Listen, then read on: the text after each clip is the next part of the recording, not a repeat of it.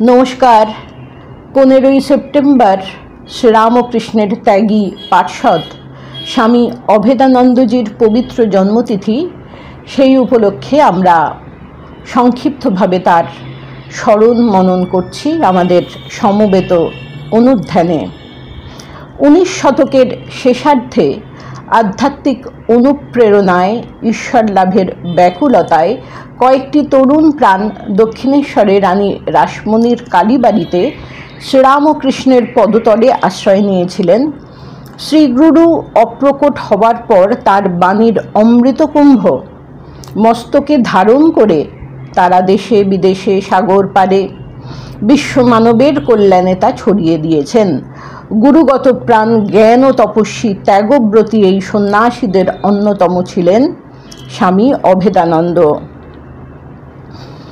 কালীপ্রসাদ তথা স্বামী অভেদানন্দ ছাত্র জীবনে অত্যন্ত মেধাবী এবং পাঠ অনুরাগী ছিলেন। স্কুলে পড়তে পড়তেই তিনি সংস্কৃত শ্লোক রচনা করতেন।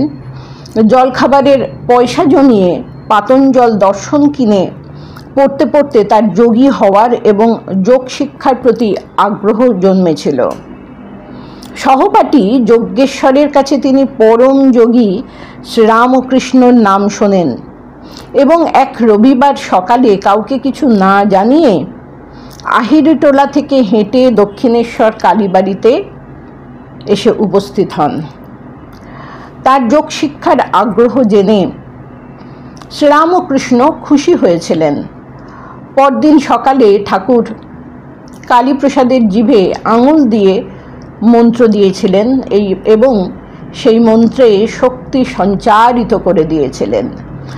ক্রমে অসাধারণ শক্তিধর হয়েছিলেন কালীপ্রসাদ।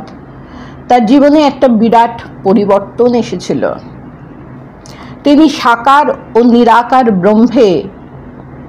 ব্রহ্মের উপলব্ধিতে ঋদ্ধ হয়েছিলেন। যোগ সাধনা করে যে লক্ষ্যে পৌঁছতে চান কালীপ্রসাদ গুরুর কৃপায় তা অনায়াসে লাভ করেছিলেন। কাশীপুরে বুড়ো গোপাল দাদার আনা গেরুয়া বস্ত্র এবং রুদ্রাক্ষের মালা শ্রীরামকৃষ্ণ তার 11 জন যুবক শিষ্যকে দিতে আদেশ করেছিলেন। তাদের মধ্যে অন্যতম ছিলেন কালীপ্রসাদ।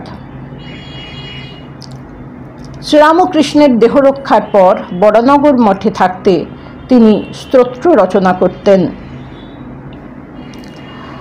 তাকে সবসময় ধ্যান তপস্যা পাঠে নিরত থাকতে দেখা যেত।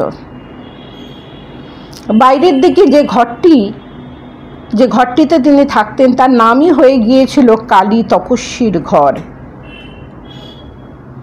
কাশীপুর বাগানে থাকতে তিনি পাশ্চাত্য বিজ্ঞান, পাশ্চাত্য ন্যায় ও দর্শন পড়তে শুরু করেছিলেন।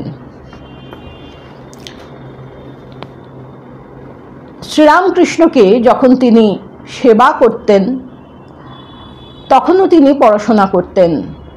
তাই দেখে ঠাকুর একদিন বলেছিলেন, তুই তো দেখছি এখানে ছেলেদের মধ্যে বই পড়া ঢোকালি। অর্থাৎ শ্রীরামকৃষ্ণ যখন স্থূল শরীরে ছিলেন, কালীপ্রসাদ তার সেবা করতেন, তখনও তিনি বই পড়তেন। তাই ঠাকুর বলেছিলেন, তুই তো দেখছি এখানে ছেলেদের মধ্যে বই পড়া ঢোকালি। যারা লোকশিক্ষা দেবে তাদের পড়ার দরকার আছে।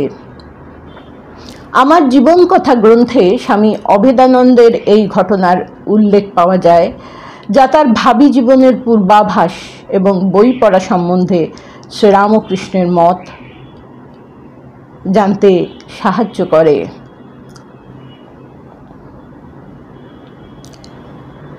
সাধনার জন্য পাঠ অপরিহার্য না হতে পারে, কিন্তু যারা লোকশিক্ষা দেবেন, অন্যের মত খণ্ডন করে নিজের মত প্রতিষ্ঠা করবেন, তাদের জন্য এটি কিন্তু বিশেষভাবে প্রয়োজনীয়। কালীপ্রসাদের বই পড়া সমর্থন করে পরমহংসদেব সেটি বুঝিয়েছিলেন। বাস্তবিক পরবর্তীকালে অভেদানন্দজি স্বদেশে এবং বিদেশে লোকশিক্ষা দিয়েছেন। পাশ্চাত্য দার্শনিকদের সঙ্গে তত্ত্ব বিচার করে অদ্বৈতবাদ প্রতিষ্ঠা করেছেন। সেসব তার ভারতীয় এবং পাশ্চাত্য দর্শন শাস্ত্রে গভীর জ্ঞানের ফলেই সম্ভব হয়েছিল। মঠের উত্তরাধিকারীদের তিনি দুটি অমূল্য ঐতিহ্য দিয়ে গেছেন: বিভিন্ন ধর্ম দর্শনশাস্ত্র আয়ত্ত করার জন্য নিয়মিত পাঠচর্চা এবং স্তোত্র। প্রকৃতিং পরমাম এই মাতৃস্তোত্রটি তাঁরই রচনা।